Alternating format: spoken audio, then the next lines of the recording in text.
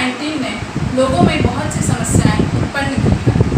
आम लोगों में यह प्रचलित है कि ध्यान के द्वारा बहुत सी समस्याओं का समाधान संभव है। आइए आज हम लोग संबुद्ध स्वामी अंतरप्रदीप से कुछ प्रश्न करेंगे और उनसे उनके विचार जानेंगे। सर, आप पहले अपना परिचय दे दीजिए। स्वामी अंतरप्रदीप मेरा नाम ओशो गौशाला ध्यान के आश्रम के संस्थापक हैं।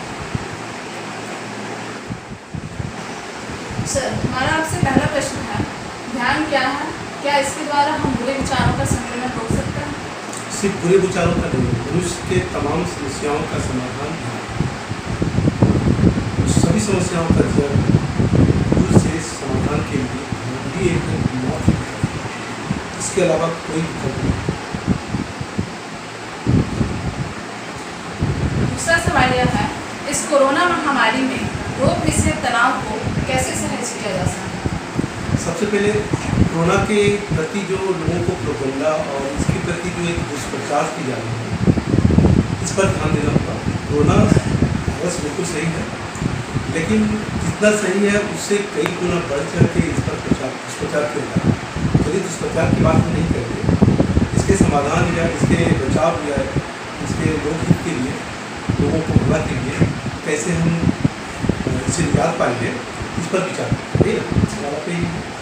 तो कोरोना के लिए सबसे बड़ी बात है कि एक ध्यानी व्यक्ति को क्या होता है कि वो मेंटली इतने स्ट्रॉन्ग होते हैं कि वो इन सब बातों को इग्नोर करके और सच में एक लाइफ स्टाइल को जीवन जीते हैं।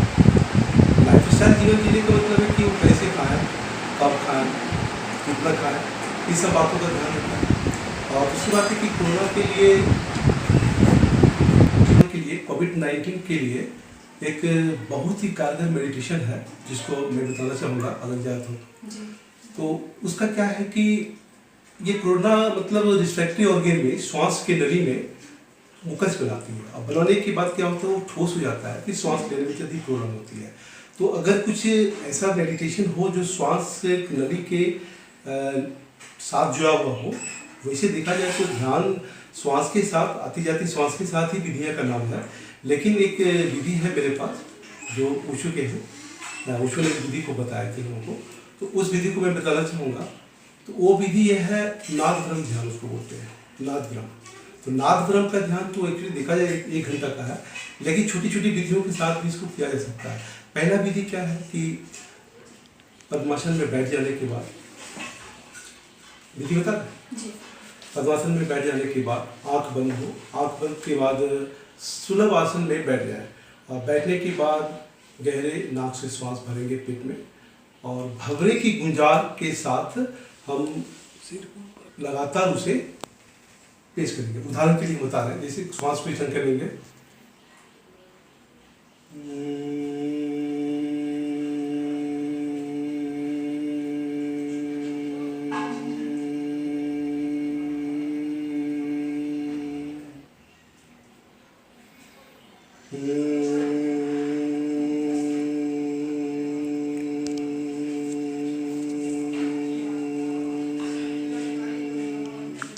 इस गुंजान में होगा क्या कि श्वास नली में जितने भी बैक्टीरिया है, वायरस है, वो पहले से किल हो जाएंगे, और किल होने के बाद वो डेड भी हो जाएंगे।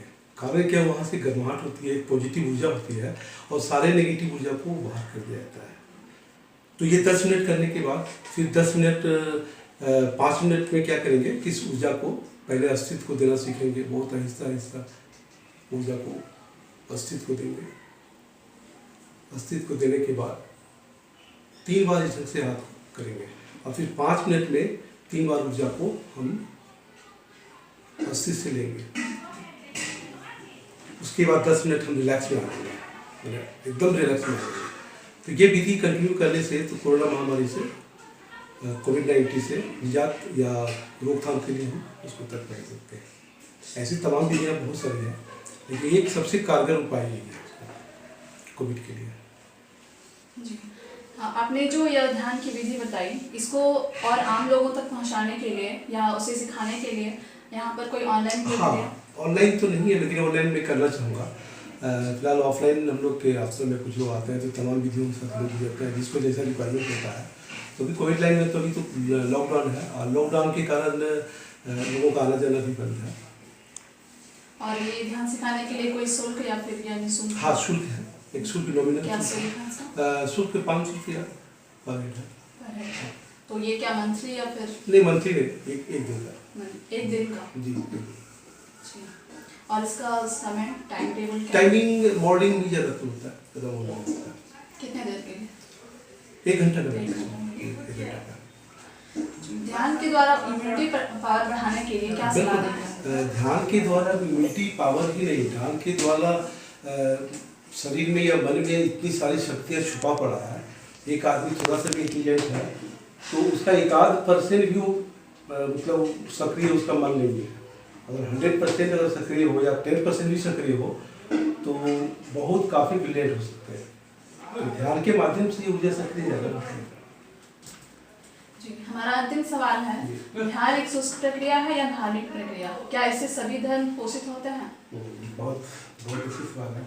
एक्चुअली ध्यान को धर्म से जोड़ना ठीक नहीं है, कि ध्यान पूरे मनुष्य जाति के लिए है। यहाँ पर हिंदू मुस्लिम से लेना देना नहीं है। अगर हम इबादत करते हैं तो इबादत भी एक तरह का ध्यान है। अगर हम नमाज पढ़ते हैं वो भी ध्यान है। अगर देखा जाए हम पूजा करते हैं वो भी ध्यान है। अगर कुछ भी करेंगे तो वो ध्यान ही होगा। देखा जाए कि अध्यात्म में क्या होता है कि 2 मार्ग है, एक मार्ग है ध्यान का और दूसरा मार्ग है प्रेम का। तो ध्यान का मार्ग से ही सारे धर्मों का मार्ग गया है, और देखा जाए मूलभूत तो प्रेम ही मार्ग है सबका। कोई भी धर्म तो प्रेम ही सिखाया कि आपस में मेल मिलाप करें, मतलब अच्छा चीज़ ही सिखाया था। प्रेम तो सभी धर्मों का सार है ही, लेकिन ध्यान भी सभी धर्मों का सार है।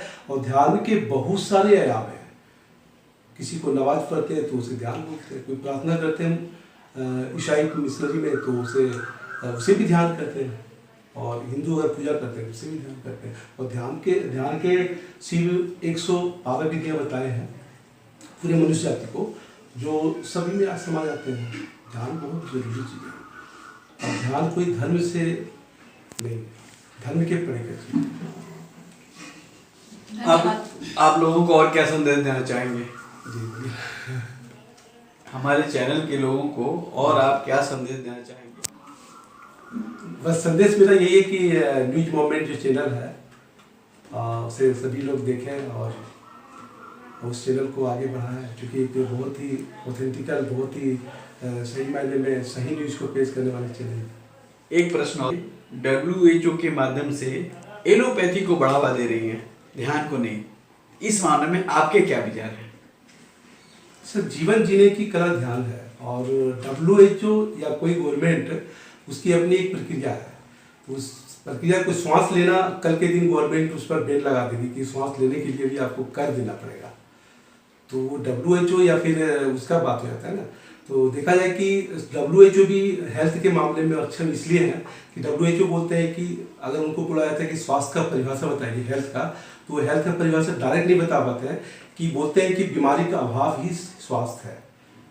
स्वास्थ्य की परिभाषा WHO नहीं बना पाए। तो WHO एक संस्था है, तो WHO और जिंदगी बहुत अंतर है। जीवन जीना हो तो ध्यान, आयुर्वेद, ये सब योग, ये कारगर है। WHO तो अपने ढंग से ही कहेगी, क्योंकि एलोपैथ का वो तो बढ़ावा दे रही है, सभी पैथियों का बढ़ावा दे रही है, लेकिन उनको तो समझ में आता है एलोपैथ क्या होता है। तो आपको क्या लगता है कि हमारी सरकारों को WHO को मानना चाहिए या मेडिटेशन के माध्यम से? नहीं, सरकार तो मेडिटेशन को उतने डीप में नहीं ले रही है। जितने ज़्यादा डीप में लेगी तो ऐसे ही जो फिलहाल सरकार, वर्तमान सरकार है, वो योग पर तो उनका बहुत ज़्यादा प्रकार है। योग के बाद ध्यान भी है, क्योंकि योग सर शरीर तल की बात है। ध्यान क्या होता है कि मन तल की बात आती है, क्योंकि सिर्फ योग से ही काम नहीं करेगा। योग से शरीर स्वस्थ हो जाएंगे, तो स्वस्थ हो जाएंगे तो और गड़बड़ करेंगे वो। लेकिन मन भी स्वस्थ हो, शरीर शुद्ध हो, विचार शुद्ध हो, भाव शुद्ध हो, तब एक आदमी एक मतलब बहुत ही अच्छे हो सकते हैं। लेकिन सिर्फ शरीर शुद्ध हो तो गड़बड़ करना शुरू करेंगे।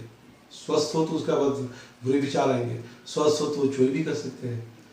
लेकिन मन भी शुद्ध हो, तो मन शुद्ध बिना ध्यान का नहीं होगा। धन्यवाद। ध्यान के लिए तो मन शुद्ध है।